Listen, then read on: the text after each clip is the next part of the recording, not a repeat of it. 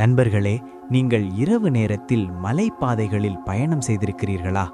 மூடுபனி சூழ்ந்த அந்த சாலைகளில் உங்கள் காரின் ஹெட்லைட் வெளிச்சத்தை தவிர வேறு எதுவும் தெரியாத அந்த தருணத்தில் யாரோ உங்களை கவனிப்பது போன்ற உணர்வு உங்களுக்கு வந்ததுண்டா? மேட்டுப்பாளையம் ஊட்டி மலைப்பாதையில் குறிப்பாக 13வது ஹேர்பின் பெண்ட் அருகில் நடக்கும் சில விவரிக்க முடியாத சம்பவங்களை பற்றித்தான் இன்று நாம் பார்க்க போகிறோம். இது வெறும் கட்டுக்கதை அல்ல, பல ஓட்டுநர்கள் நேரில் சந்தித்த உண்மை அனுபவம். மறைந்து போன வனக்காவலர். உண்மை பின்னணி. 1980களில் தேவா என்ற வனக்காவலர் அந்த பகுதியில் பணியாற்றி வந்தார். ஒரு நள்ளிரவில் ரோந்து சென்றவர் மீண்டும் திரும்பவே இல்லை. தேடுதல் வேட்டையில் கிடைத்தது அவரது பழைய பித்தளை விசில்தான். மர்மம்.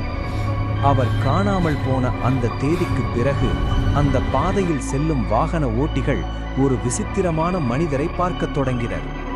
காக்கி உடை அணிந்து கையில் ஒரு பழைய காலத்து லந்தர் விளக்குடன் ஒரு உருவம் சாலையோரம் நிற்பதாக கூறப்படுகிறது.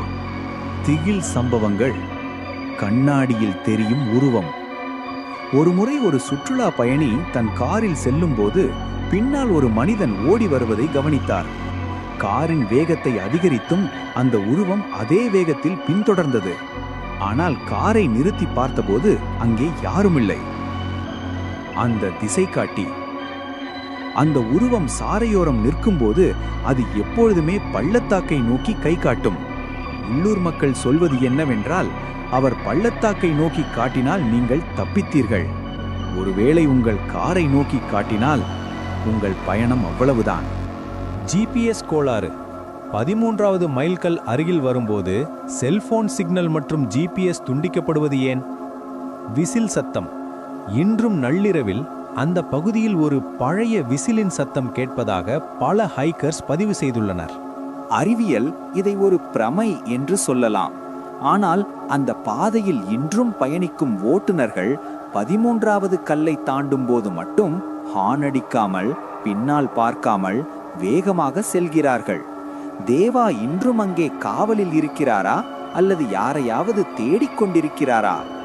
உங்களுக்கு இது போன்ற அனுபவம் மலைப்பாதையில் நடந்திருக்கிறதா? கீழே கமெண்ட் செய்யுங்கள்.